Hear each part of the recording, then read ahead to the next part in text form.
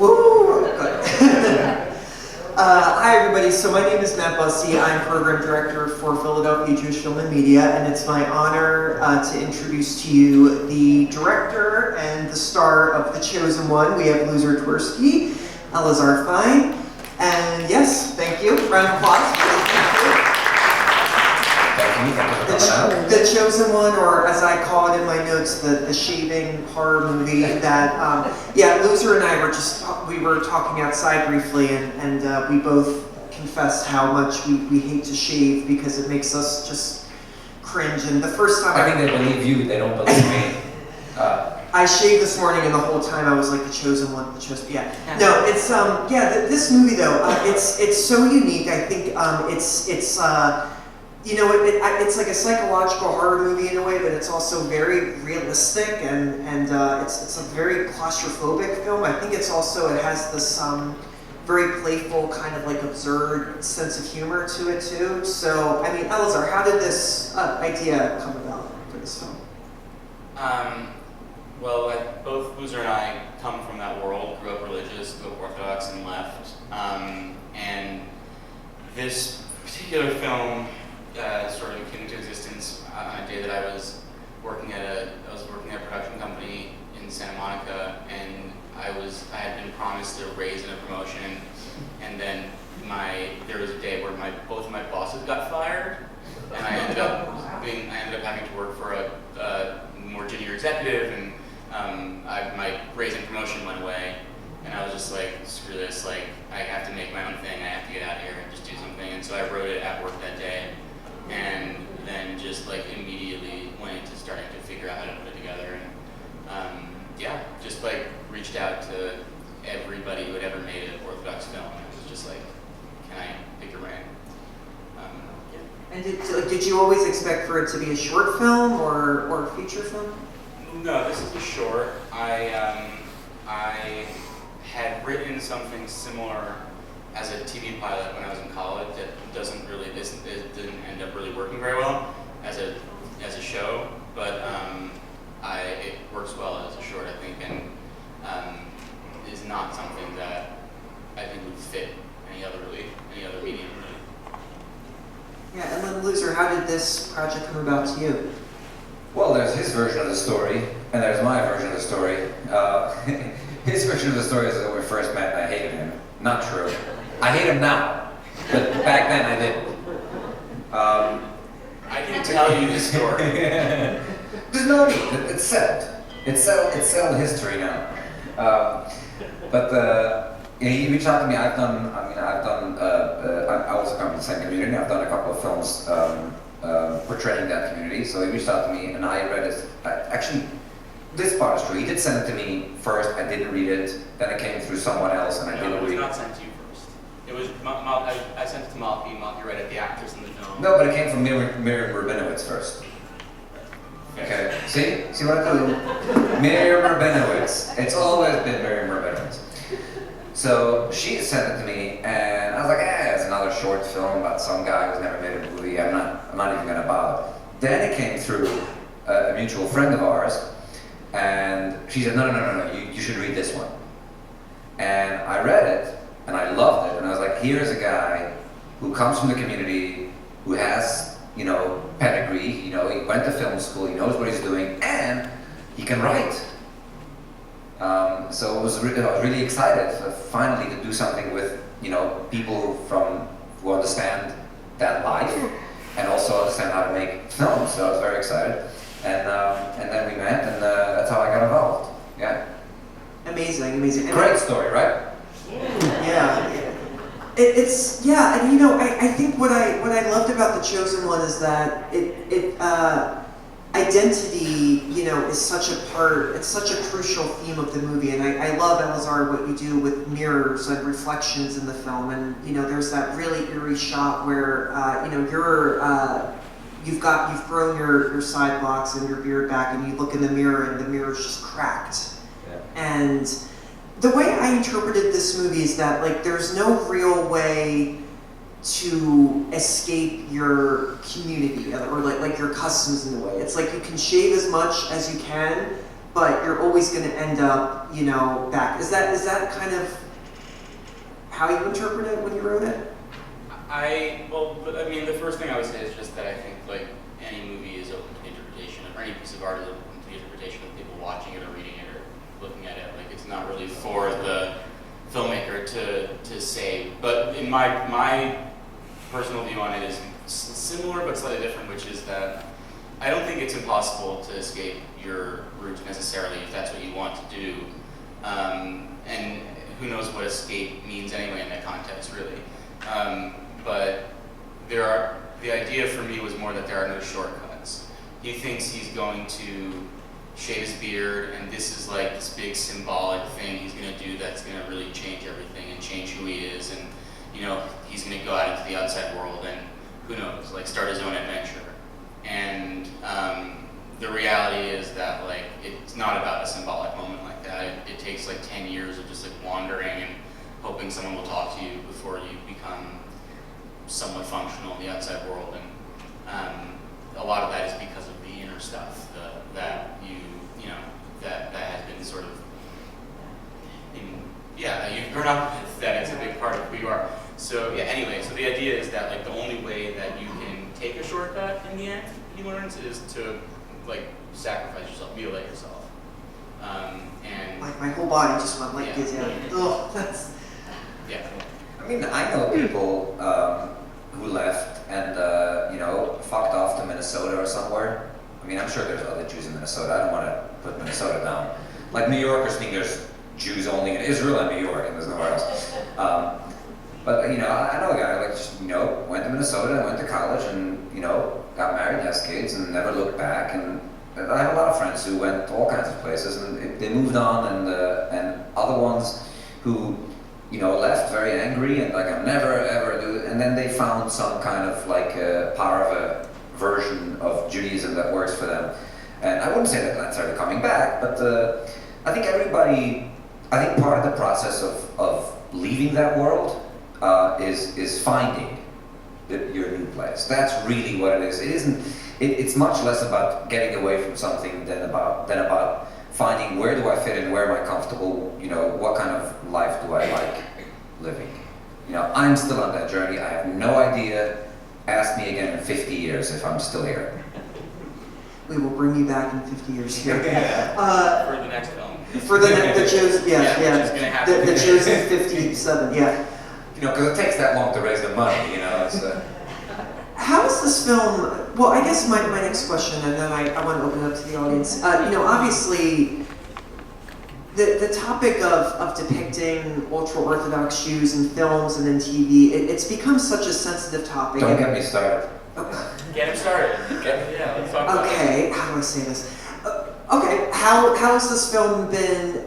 Has the ultra-Orthodox community reacted to this film in any way? Has it, or just in general, has there been any, So, I mean, right now, this is like the tail end of our festival run. For the past year, we've been playing festivals all over the country and the world, and like,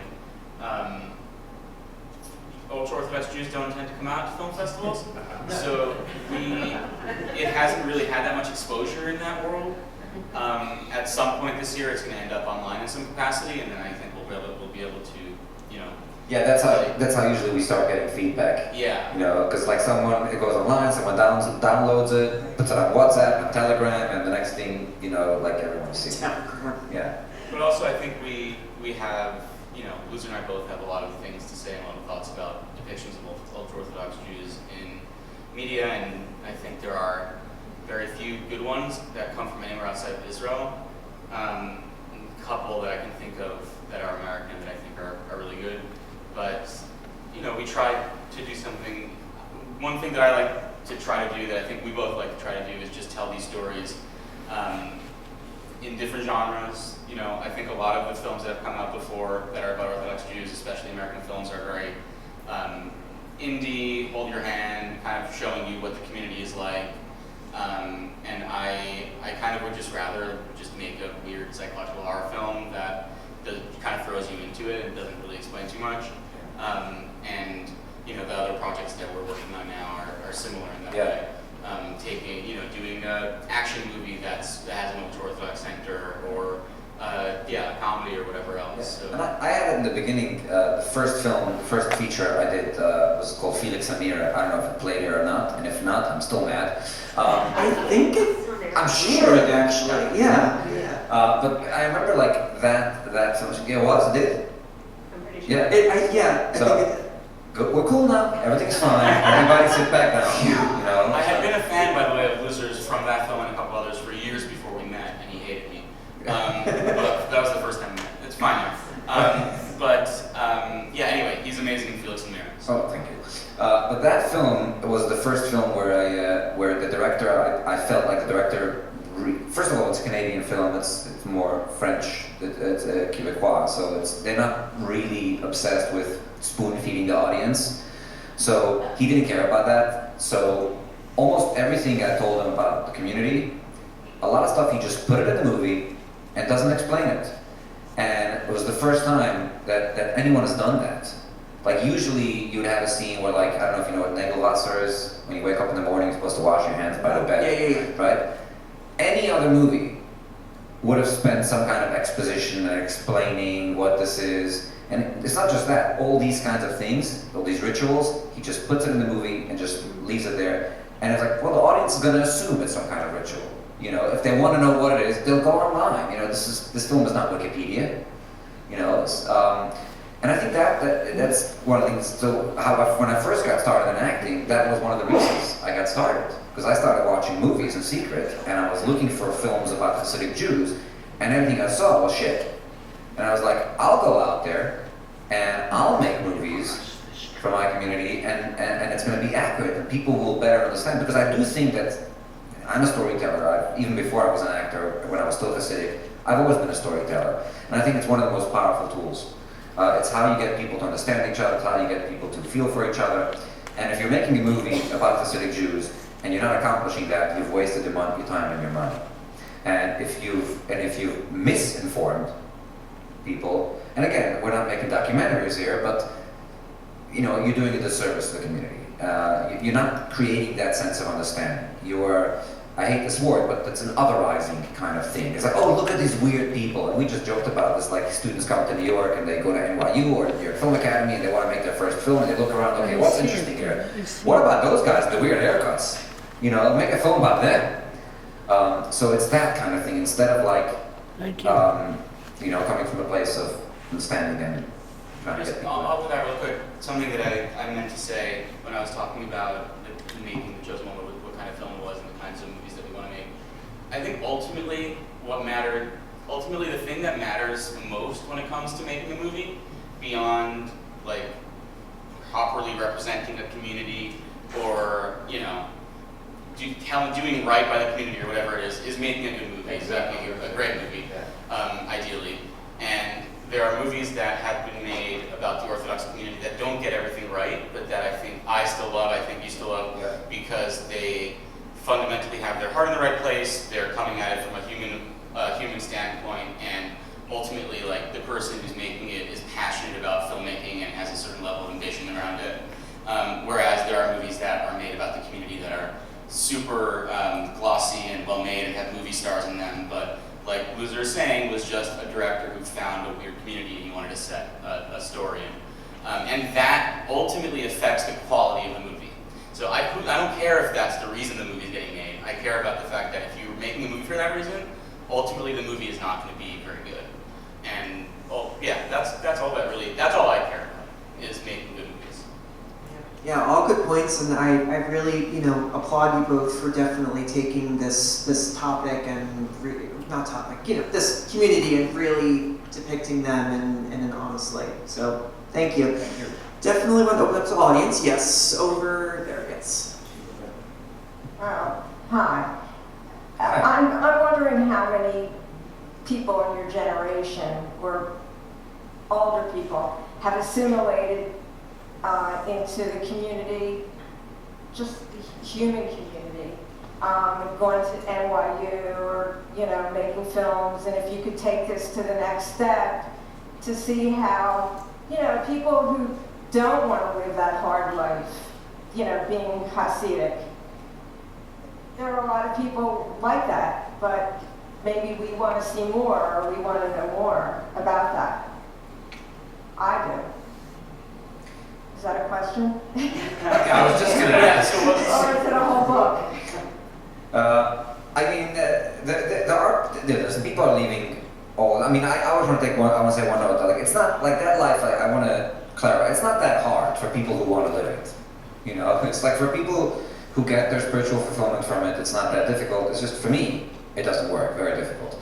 But there are people. I don't know if many of them go into a film school, and I think that's in general. Not a lot of people go to film school because not a lot of parents let their kids go to film school. I'm like, well, why would I spend, $200,000 on NYU and then you'll never work a day in your life? I mean, I'm saying a lot of parents feel that way. And I think a lot of Hasidic people who leave also, they want to go out there and have a successful life, so they don't pursue this.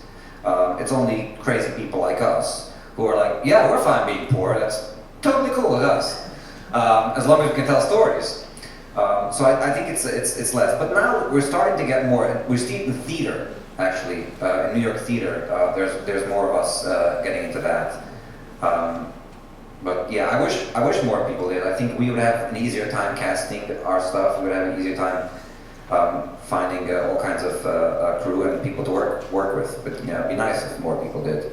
Actually, it'd be nice if people didn't leave and became filmmakers. That would also be nice. Because I do think, listen, I mean, we're talking about, like, I'm not more creative now because I'm not Hasidic than I was when I was Hasidic. I'm just able to go out there and tell the stories. And I think a lot of Hasidic Jews have fantastic stories to tell. And I think it's a very funny community. There's a lot of stuff that we wanted to make that I think that we didn't end up making because, no one except the Hasidic community is going to get these jokes, right? So there's something for that. There's a lot of stories to be told, there's a lot of comedies, a lot of all kinds of stuff, but there's no one with the skill to do it, and I hope they do. Yes, over there. Thank you. When you watch all of the different films you saw today, how do they relate to your film? Did any of them put your film in a different perspective for you as you watched it? I'm curious about that. So really, I love that question. Yeah, that's great. Because we've been to so many of these short blocks, these blocks of short films, and nobody's ever asked. And a lot of times it will not just be us, it'll be a lot of other filmmakers, and nobody's ever asked any filmmaker that I've seen in a short block to contextualize their film with the other films. And so I'm stalling because I might need a second to put together my thoughts. So yeah, Luzer, you go first. Luzer, why don't you motor mouth for a few minutes while I think? I think I don't know how it fits in. I thought you would ask him because he's the programmer. He's the one who's like, I think these go well together. They're all short, so they all are similar in that. What I will say is, obviously, I think most of them, not all of them, are about, in some way, Jewish identity. Yeah. There are some obvious connections to be drawn between something like, Half or Periphery and ours, in terms of just what it's about. I'd like to think that we... And what about the peacock? Well, documentary is a different beast entirely. But hey, look, there were some aspects I of the that. peacock was Jewish, though. I was wondering, I guess my question about that one was, were all those people from the same synagogue? Was that peacock was a member of? Like, including the priest lady? Like, what? It's the community. It's more the community, and the thing in that movie is that peacock loves to go to that one synagogue, though, for some inexplicable reason. So. Yeah. No, but I do think it's about identity. It's about the peacock's identity. Can the peacock be Jewish? Not the peacock's identity. The peacock's gender identity, actually. But no, I think it's about Jewish identity. About all these films, they portray vastly different kinds of Jews. But that's not. Yes, but is Kissing the Wall about Jewish identity? I don't think it is. I think it is because you look at. But you could put that in so many other, I don't think, I loved it, by the way. I thought that movie was incredible. And I want to find out who made it and talk to him.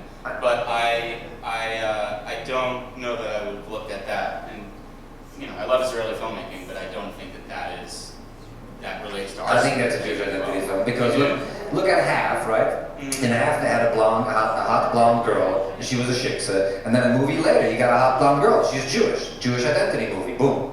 She wasn't blonde. She wasn't blonde? No, she had red hair. Not kissing the wall, she wasn't blonde.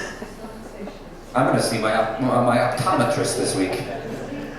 Anybody else have any questions for a special guest? Yes? Just want to thank you. Had to have been such a. Oh, wait, sorry, we're just bringing up the mic for you right now. Yeah, we're gonna give you a prop. I'd like to thank you and acknowledge what a challenge it had to have been for both of you, trying to find where you were going when you were coming from the community. That, to me, without role models, had to have been very difficult. I wanted to ask one specific question within the film. It looked like the character was wearing lipstick. The coloring on whatever projector or file was being used was really messed up for the whole film, and so a lot of the blacks were just impossible to see, and it really was. I was sitting there like cringing throughout the entire thing. Yeah, the color was a little bit off. Especially because so much of the movie is at night. Like it was almost impossible to make out any of the stuff that was happening. So the film looks better than you saw it, and eventually it'll be online if you're interested in seeing how it's supposed to look. Okay. And that affected the lips as well. I noticed that. All right. But I'm glad you noticed my lips. I think we have time for one more I question. was trying to get her to ask you my question. I just wanted to know what neighborhood that was representing. We shot it in LA, and we tried to make it as kind of universal as possible, I think, in terms of just the way it looked. Obviously, in an ideal world, we would have shot it in New York, but we got this grant from Panavision, which we got it from the Panavision that's based in LA, and they supplied us with all our equipment to make it, so we had to do it in LA. And so we shot it in LA, and we did the best we could. Yeah, earlier in my career, when I would work on films and play a Hasidic Jew, I would always kind of like get a little obsessed with like, oh, what sect is he? Because is he going to wear this hat, that hat, what jacket? Because there's a big difference. A lot of people don't notice that, but there are differences in the hats and the way which side the bow tie is on, all that stuff. And I would get obsessed with the director. I was like, well, if he was like this, then he wouldn't be doing that. I have another film at the festival, Place Tomorrow, called No Name Restaurant. And even with that film, I was kind of like trying to figure out like where does he belong, I'm past that. That was early in my career, but now You're not past that. I'm better at saying like it doesn't really matter. I got better at it. Depends on the project. See, that's why we have a great working relationship. But yeah, I guess so. But in general, I think that the later films the stuff we're writing now, we don't have a real proper. We kind of like guess where they would more or less belong to. But I also think, like in general, the Hasidic community it's people outside of it don't know it, but it's splintering in many ways. Like these big sects are splitting off into smaller sects. There's a whole new generation who maybe grew up in Satmar or Belz or Babov, and now they're like nothing. They're just Hasidic, they don't belong anywhere. Like in my family, when we all got married, we wore long white socks and short pants, and now, some of my siblings don't. So like the customs, people just kind of like go on their own way and follow, so it matters less now than it did in the past. But there has to be consistency. That's the other thing. It has to make sense. I don't want to trash anyone in particular, but this is something that I've said publicly before, so I don't mind. Like Jesse Eisenberg in Holy Rollers. The problem with that depiction isn't anything specific. It's all of it. It's kind of like it doesn't come together. It doesn't make sense. He has payas and a Lubavitcher hat and like a short jacket. Like he doesn't speak Yiddish. It's kind of like it's a big mishmash of stuff that doesn't allow you to what is it? The suspension of disbelief? Is that it kind of distracting. So as long as it isn't distracting, it doesn't really matter. you know, what Hasidus, what sect they belong to. And we showed that movie too. Yeah. I remember Oh, we showed really? Oh, we you did did? Oh, wow. years ago. We did, yeah. And I remember that just reminded me of that movie. This Is Where I Leave You. Do you remember that Yeah. one? There's the scene on the internet that a lot of Jewish publications show where everybody's sitting shiva, but then in the frame they have Hamantaschen like on the Yeah, it's stuff like camera. that. And it's like, wait, is it Purim? What? Yeah, Well, that's that like movie also Nora. has like Tina Fey and Jason Bateman and Adam Driver playing Jews, and the only one of those three who could get away with it is Adam Driver, I think. Okay. Yeah. Yeah, and you have a movie like Disobedience where like just every scene they throw in a giant challah or something Yeah. in the background just to be like, They're Jews. Look, there's a menorah. There's a menorah there. You know, Yeah. I could talk forever with you guys. Thank you so much. Can we have a round of applause, please? thank you. Thanks, everybody. Loser, you said already. Loser tomorrow night, No Name Restaurant. He will be here again. And yeah, another we got- movie he's very good at. Yes. And yeah, well, we have 3 big films tomorrow, so definitely check them out. And thank you all for coming. Have a good night. Thank you.